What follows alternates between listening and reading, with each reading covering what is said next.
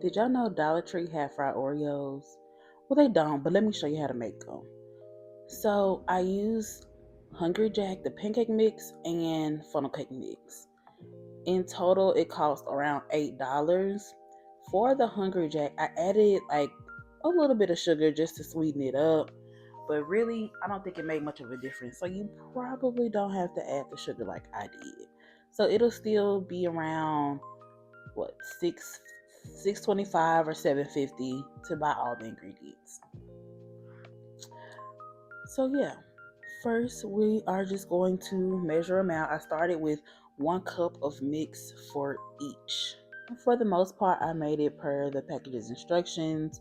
So for the funnel cake, it called for an egg. But as you know, Dollar Tree doesn't have an egg, but they do have applesauce. So that's what I wound up adding to the funnel cake mix. And it didn't really make much of a difference. I added the rest of the milk I had in there, but really you can add water. You don't need to add milk. Again, I was just trying to clean out the closet as well. So basically, I'm stirring up the pancake mix just to see if it's a good consistency. But I forgot that if you let it set for like 10 to 15 minutes, it does thicken up. So it did become a nice thick batter. So on the other hand, for the funnel cake, because I didn't use an egg and I was just trying to wing it and really try to see what's the best consistency, it turned out thick because I only added a little applesauce, but I wound up adding a little bit more water. Then I eventually realized it was still too thin. But that's why you make like a test cookie or a test Oreo, just to see what it's looking like and if you need to change it. One thing I will say I wish I would have added was more like baking soda or baking powder, just so it can be a lot more thick and fluffy, kind of like the Hungry Jack pancake mix. And really, that Hungry Jack was my guide of the consistency that I wanted for my batter for the funnel cake. And honestly, I probably should have used a whisk or a fork. Oh, there goes my little sister just creeping in. I probably should have used a whisk or a fork to make sure it wasn't lumpy, but I didn't. And it was fine in the end. It really didn't too much matter.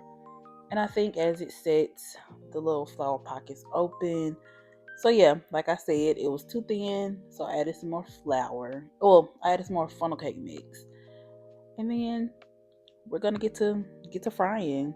So also I was trying to see which was the best way to dump them in the batter and then fry them. So I used a toothpick for this one. But then for the Hungry Jack, I wound up using like a spoon or a fork, and I realized that was a lot easier because I could just twirl it, coat it, and then use the spoon to dump it in the oil.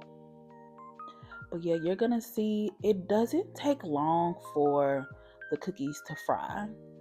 It takes maybe like a minute or two, really less than, for it to get golden brown. And that's when you just take it out. There's no real recipe for this. I just say follow the package's instructions, and when frying, you always want stuff golden brown delicious. And that's really it. So there's our first Oreo frying, and that's when I realized that the funnel cake batter was too thin, so I added more. Also, I forgot to mention that I had 200 Jack pancake boxes in like the ingredient video, but I only used one because 1 cup was more than enough to do half the Oreos. So I did half Oreos. I did half of the Oreos in the Hungry Jack and half of the Oreos in the funnel cake mix. And then with the rest of them, I just made funnel cakes. So yeah, here's me trying the spoon dipping method. And it coated it real nicely and a lot more, I won't say a lot more evenly, but I was able to like pour funnel cake mix on the top using that. So yeah. And also, it'll be best if you put multiple Oreos in at once because, again, they fry up very quickly. So by the time you are finished coating your second Oreo, that first Oreo is halfway ready, more than halfway ready. So while they're frying, I just swirl them around in the pan so they can get fried evenly. I also did this just to see which one is better, if it tastes much of a difference. You'll see the end of what my sister says, but I think that they taste I think they taste the same. I do like the Hungry Jack better because it's thicker and all you need to do is add water or milk. You don't need to add eggs and water or milk. Like, it's just one ingredient, or you just gotta buy one thing and it costs $1.25 at the store. And then you can add different seasonings and different flavors as you like. So you could easily make like red velvet Hungry Jack. Okay, I got an idea for the next one. But I wound up adding cinnamon just to see if I could make it taste a little bit different. And when it was all gone and I was done frying the Oreos, I made funnel cake. And I also like doing this because you can just make funnel cake out of pancake mix. Like, who knew? Like, I mean, people probably knew, but I didn't. So yeah, you can make funnel cakes out of pancake mix. And again, a quick little sweet treat if you already got pancake mix. And honestly, even if you do my buttermilk pancakes like I did in one of my first few videos, you can fry those up and make funnel cakes out of those. Like, this is really why I made this channel, so we can get creative with what we have. We can make a whole bunch of different things just by adding different flavors. We can make pancakes sweet, we can make it savory. Like, we can do a lot of cool things. So stick around for my future videos and also to hear my baby sister's review of the fried Oreos. You ate the pancake one. Mm-hmm. How was it? Nasty. Okay. That's the funnel cake. Even nastier. Which one do you like better?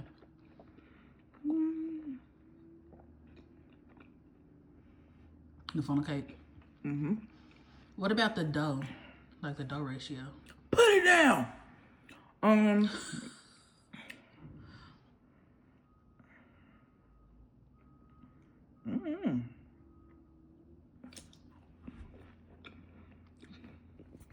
No flash photography. Okay, it's not on flash.